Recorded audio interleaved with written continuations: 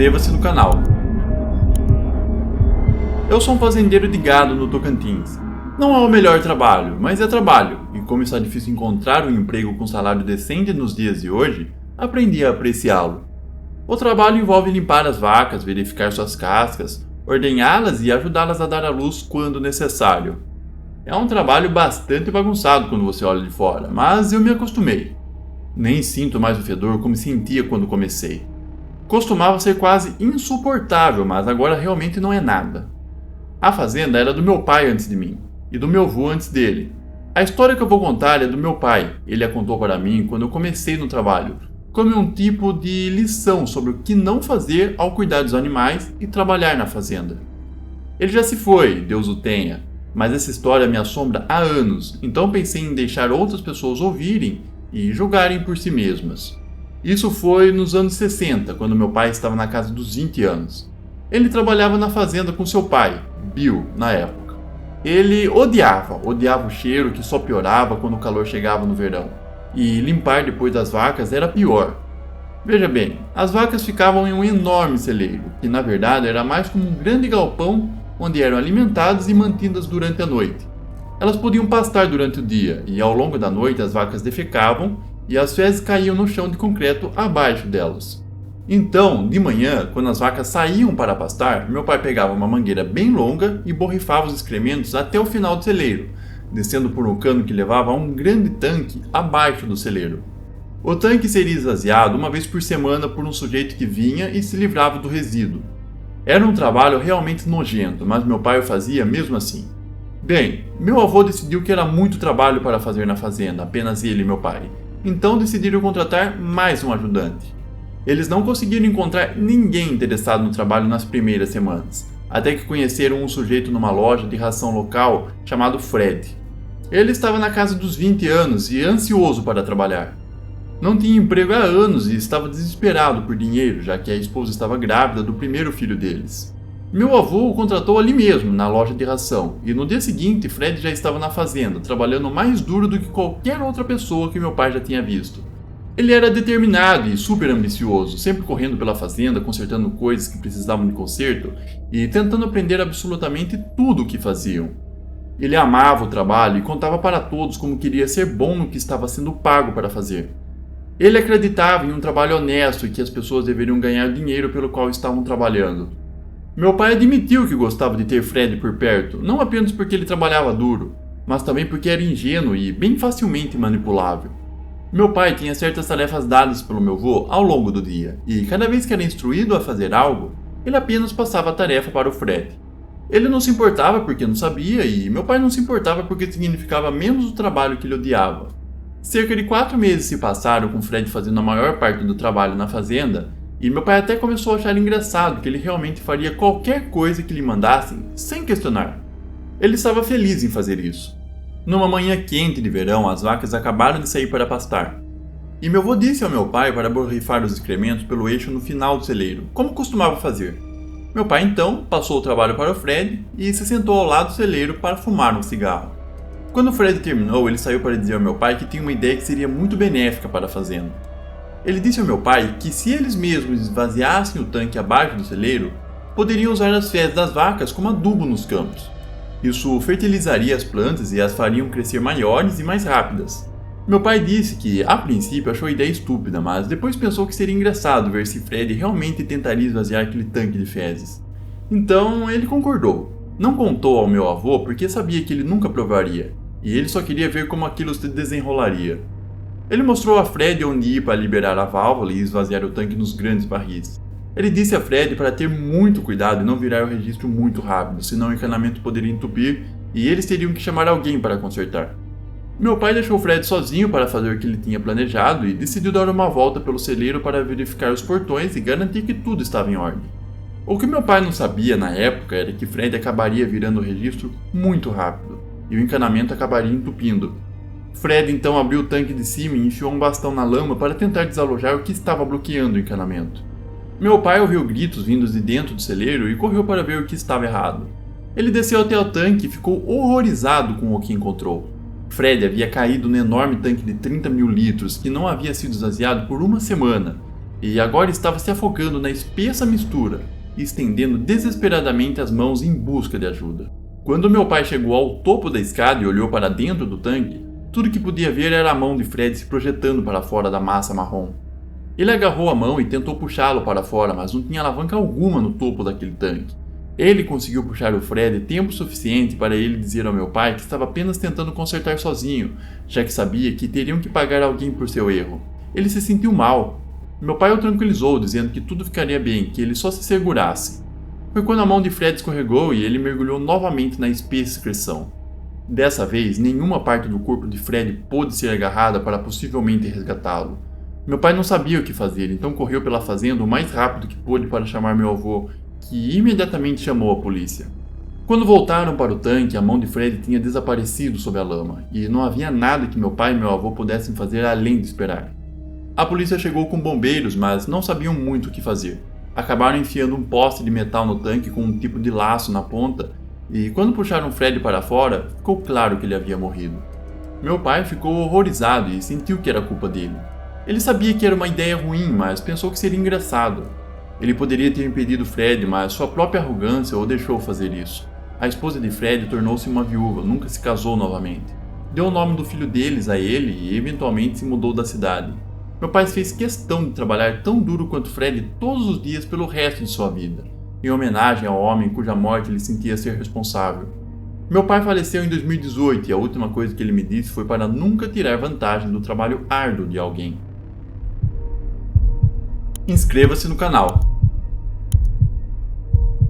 Eu tinha por volta de 12 anos quando isso aconteceu. Agora tenho 33, mas pensar no que aconteceu naquela noite ainda me dá arrepios.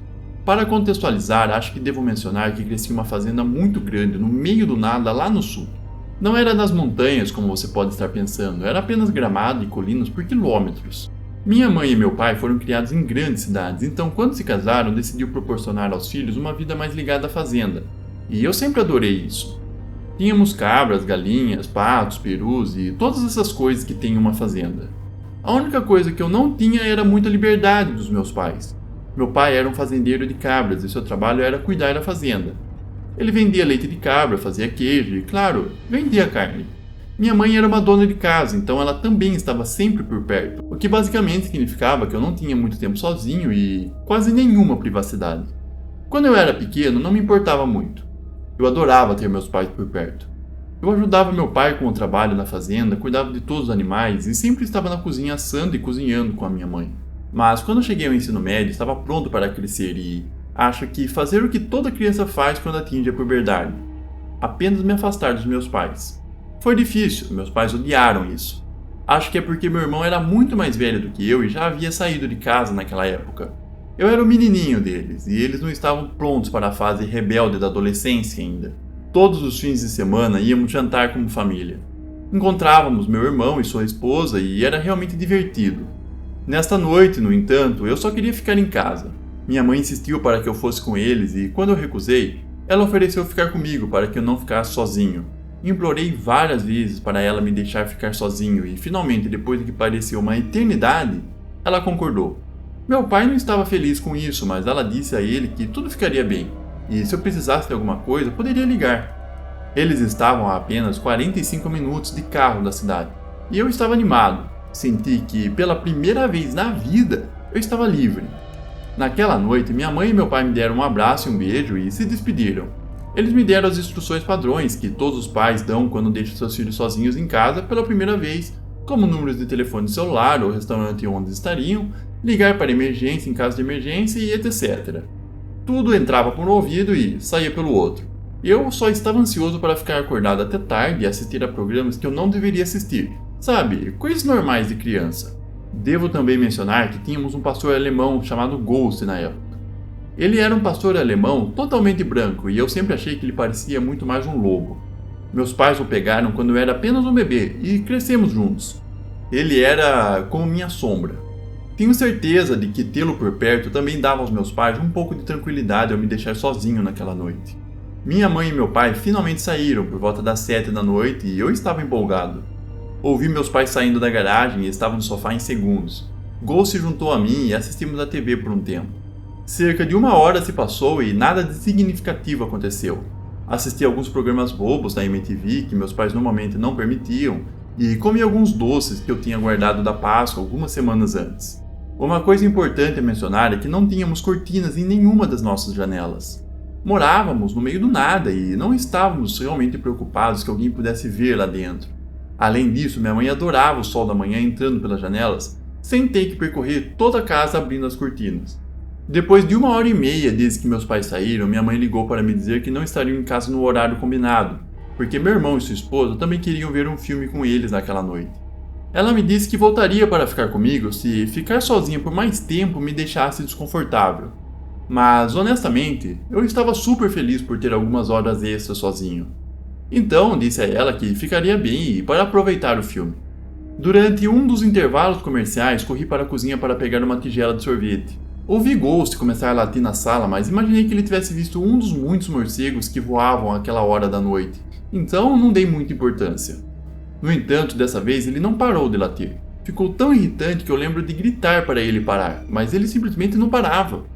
Caminhei até a sala e não pude deixar de gritar ao ver o motivo que Ghost estava latindo. Havia um homem parado lá de fora da janela. Ele usava uma máscara branca de Halloween, daquelas de borracha com um sorriso pintado enorme na frente. Não consegui ver seus olhos, mas meu Deus, ele era incrivelmente assustador. Congelei de puro terror e olhei para o homem enquanto ele olhava para mim. Lágrimas escorriam pelo meu rosto e acho que meu instinto de luta ou fuga entrou em ação, porque antes que eu percebesse, estava gritando para Ghost me seguir e correndo a escada acima até o quarto dos meus pais. Quando eu cheguei ao topo da escada, simplesmente não consegui me conter. Tinha que saber se ele ainda estava lá. E estava, mas dessa vez ele estava com a mão levantada e acenou lentamente para mim, com a cabeça inclinada para cima, mantendo-me em seu campo de visão. Entrei no quarto e tranquei a porta atrás de mim. Nesse ponto eu estava chorando, lamentando ter ficado sozinho, só querendo meus pais. Corri até o criado mudo e peguei o telefone fixo para ligar para o meu pai, mas não havia sinal de telefone. Não fiquei muito preocupado, já que meu pai me deu um celular para usar em emergências, mas o único problema era que ele estava no meu quarto, do outro lado do corredor, e eu não queria arriscar ir até lá, onde o homem mascarado poderia me ver. Não tinha outra opção. Não ia ficar esperando meus pais voltarem horas depois com esse homem a poucos metros de mim, fora de casa. Reuni toda a coragem que tinha, destranquei a porta do quarto e corri o mais rápido que pude. Em 10 segundos percebi que o homem não estava mais fora da janela. A janela estava aberta e ele estava agora parado embaixo da escada. Gritei involuntariamente o mais alto que pude e ouvi seus passos correndo atrás de mim. Ghost começou a avançar na direção do homem, latindo, o que fez ele hesitar por um momento. Esse momento foi o suficiente para mim e Ghost entrarmos no meu quarto e trancarmos a porta. Peguei o celular do meu quarto e disquei desesperadamente para a emergência, ansioso para que alguém viesse o mais rápido possível. O homem do lado de fora da minha porta continuava tentando abrir a maçaneta, nunca dizendo uma única palavra. A atendente que me atendeu mal me entendia por causa do meu pavor, mas ela entendeu o básico e me disse que um policial já estava na área e estaria lá em apenas 5 minutos. Ela me instruiu a ficar na linha até ele chegar, e algo em mim pensou que eu deveria dizer em voz alta: "Ok, então o policial estará aqui em 5 minutos, certo? Em 5 minutos ele vai estar aqui, não é?" No segundo em que pronunciei essas palavras, todos os ruídos e movimentos pararam. A maçaneta parou de se mexer e, pelo que eu sabia, ele tinha ido embora da casa. Mas meu coração ainda estava acelerado. Eu sabia que não sairia do quarto até ter certeza de que um policial estaria lá para me ajudar. E, como a atendente disse, um policial estava na minha casa dentro desse período de tempo. Vi as luzes do lado de fora quando ele chegou e ouvi sirenes. Ouvi eles entrando na casa e correndo para cima, gritando para o homem descer e colocar as mãos para trás. Isso foi apenas a confirmação para mim de que o homem não tinha ido embora. E fiquei tão aliviado por não ter tentado sair do meu quarto quando pensei que ele tinha saído. Eles o prenderam e um dos policiais ficou comigo enquanto o outro levava o homem embora. Aparentemente, eles chamaram meus pais, que estavam correndo para casa. Acabaram encontrando várias cabras mortas na propriedade, claramente mortas com golpes de faca espalhados pelos seus corpos. Quando a polícia o encontrou, ele ainda estava parado lá de fora da minha porta, apenas olhando para ela, com sangue no corpo. Ele nunca disse por que fez isso. Na verdade, nunca disse uma palavra sequer. Após esse período, descobrimos que ele foi condenado a 10 anos de prisão, o que foi um alívio para nós. Minha mãe e meu pai pensaram em vender a fazenda e comprar outra após esse evento traumático, possivelmente indo para o estado do outro lado do país, onde achavam que eles nunca nos encontrariam novamente. No entanto, o homem mascarado acabou tirando a própria vida na prisão antes que isso pudesse acontecer. E para qualquer criança por aí que deseja a liberdade de seus pais quando ainda é muito jovem, lembre-se, nos seus momentos mais assustadores, eles são as pessoas que você mais deseja que estejam ao seu lado. Inscreva-se no canal. Sou uma pessoa bastante cautelosa. Sempre me disse que nunca estaria como outras pessoas que se colocam em situações perigosas. Mas foi exatamente isso que aconteceu. Tenho 28 anos e atualmente moro com meu marido Sam e nossa filha Helena, de 3 anos. Meu marido e eu crescemos na região, e quando nos casamos decidimos que uma casa agradável em um terreno grande seria perfeita para nós. Nunca fomos do tipo que gosta de viver na cidade e queríamos que nossa filha tivesse muito espaço para brincar. Durante os 5 anos que moramos aqui, compramos muitos animais de fazenda pela internet. Começamos com galinhas, depois porcos e eventualmente cabras. Há pouco mais de 1 ano sugeri ao meu marido que seria divertido ter uma vaca. Poderíamos tirar leite dela e ela não teria que ter seu bezerro retirado, como a maioria das vacas leiteiras. Sentimos que estávamos fazendo algo bom. Porém, depois de cerca de 6 meses com ela, percebemos que ela dava muito trabalho para cuidar, tanto para ela quanto para o bezerro. Queríamos que fossem para uma casa que tivessem tempo para cuidar deles adequadamente. Fiquei realmente triste em deixá-los ir, mas sabia que era a coisa certa a se fazer. Sugeri ao meu marido que a listássemos à venda por internet e ele concordou que era uma boa ideia. Então a anunciei imediatamente. Sabíamos que ela seria vendida rapidamente, dado que produzia bastante leite e vinha com o bezerro. Com apenas algumas horas de anúncio, recebemos cerca de 10 retornos. Eliminamos as propostas falsas e ruins e uma pessoa se destacou. Eles disseram que tinham uma fazenda de 50 alqueires e outras vacas leiteiras, então tinham experiência. Também mencionaram que poderiam buscá-lo o mais rápido possível pelo preço que estávamos pedindo. Ficamos felizes que iriam para um lar tão bom. O único problema era que meu marido estaria viajando a trabalho na próxima semana. Ele me disse várias vezes que não se sentia confortável com um estranho vindo à fazenda quando ele não estivesse lá. Mas eu era um pouco confiante demais e tinha certeza de que tudo ficaria bem. As pessoas na nossa região eram boas, e eu não tinha ouvido falar de nada ruim vindo de compras de animais na área. As pessoas que iriam vir buscar a vaca eram um casal chamado João e Maria. No começo, por um momento, fiz uma piadinha comigo mesma de que seus nomes eram tão normais que quase pareciam falsos, mas o pensamento passou e não me ocorreu novamente. Dei a eles nosso endereço e disse que poderiam vir buscar as vacas no dia seguinte por volta das 16 horas. Naquela noite, meu marido deu um beijo em mim e nossa filha e partiu para sua viagem de trabalho. Ele levava muito a sério nos deixar sozinhos. Tínhamos horários estabelecidos para ligar um para o outro e se eu perdesse uma ligação, ele alertaria a polícia. Pode parecer dramático para algumas pessoas, mas era a nossa rotina, e se isso lhe desse mais paz de espírito ao sair, eu estava mais do que bem com isso. A noite passou sem incidentes. Acordei cedo por volta das 6 horas para soltar os animais, alimentá-los e dar-lhes água. Os animais estavam animados por terem saído, especialmente porque choveu no dia anterior e eles estavam presos dentro de casa. Helena sempre me acompanhava de manhã, e era tão fofo vê-la interagindo com todos os animais. Soltei as vacas pela última vez, esfreguei suas costas e basicamente me despedi delas. Por volta das 13 horas, preparei algo para comer para mim e para Helena e a vesti com roupas diferentes para o restante da noite. Então, nos sentamos no sofá e esperamos às 16 horas, quando as vacas seriam retiradas. Durante o dia, fiz minhas ligações de rotina com meu marido para contar como estávamos e, sendo honesta, eu realmente me arrependi de deixar estranhos irem à minha casa sem ele estar presente. Comecei a ter um pressentimento horrível no fundo do meu estômago que simplesmente não conseguia entender o que era. João e Maria me ligaram para me dizer que estavam a apenas 5 minutos de distância, então fui até a entrada cumprimentá-los quando chegaram. Acabei de colocar a Helena para tirar a soneca, então estava completamente sozinha lá fora. A primeira coisa que notei quando eles chegaram foi a bagunça que ambos estavam vestindo. Comecei a correr de volta para casa antes de ouvir um deles gritar: Não, você volta aqui agora!" Com um sotaque sulista bem carregado que era quase difícil de entender. Senti algo duro pressionando as minhas costas e soube imediatamente que era uma arma. Perguntei a eles com uma voz trêmula o que queriam, mas eu não tinha dinheiro. E eles me disseram para calar a boca. Se eu quisesse viver, faria exatamente o que eles dissessem. A mulher, Maria, tinha uma voz rouca, quase como se fumasse por mais de 40 anos. Eu podia dizer que ela também era do sul quando disse: "Você vai entrar e pegar cada peça de joia que possui, colocar na bolsa e me dar, enquanto João aqui pega o que quiser, e você não vai oferecer resistência." A primeira coisa que pensei foi na minha filha. Não podia deixá-los encontrar a Helena. Eu não sabia do que essas pessoas eram capazes. Disse a ela que obedeceria, mas eu já sabia que não iria conseguir. Realmente não conseguia, e eu tinha que manter minha filha segura. Entrei em casa e Maria fechou a porta atrás de mim enquanto caminhava em direção ao quarto. Meu marido mantinha uma espingarda embaixo da cama e eu sabia que se pudesse pegá-la, talvez conseguisse salvar a vida da minha filha e possivelmente a minha também. Minha caixa de joias também ficava embaixo da cama. Preciso entrar debaixo da cama para pegar, eu disse, com a voz calma naquele momento, porque estava tão preocupada que ela suspeitasse de algo. Ah, dane-se, apenas me dê o que pedi, ela disse. E eu podia sentir sua saliva caindo no meu rosto enquanto falava. Ela estava com a maioria dos dentes faltando, então não fiquei surpresa, apenas nojenta, mas não surpresa. Me ajoelhei no chão e olhei embaixo da cama. Lá estava a arma, a apenas alguns centímetros de distância.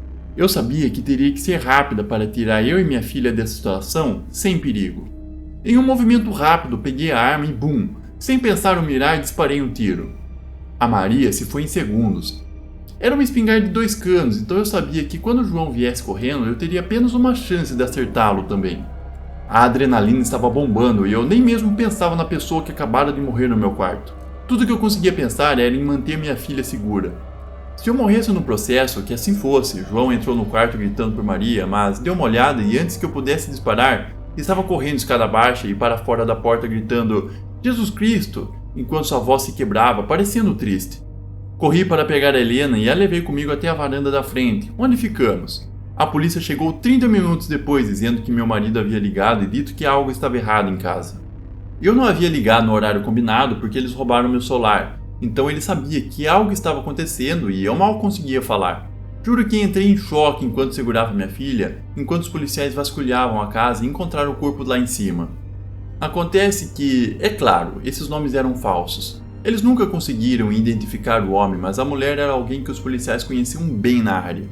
Ela havia sido presa várias vezes por acusações relacionadas a drogas. Foi o pior e mais traumatizante dia da minha vida, mas me ensinou uma lição muito valiosa. Nunca assuma que estranhos são dignos de sua confiança e nunca subestime o amor de uma mãe por seu filho. Obrigado a todos por assistirem e se envolverem com essas histórias. Não esqueça de deixar o seu like e se inscrever no canal para não perder as próximas histórias que estão por vir. Se cuidem!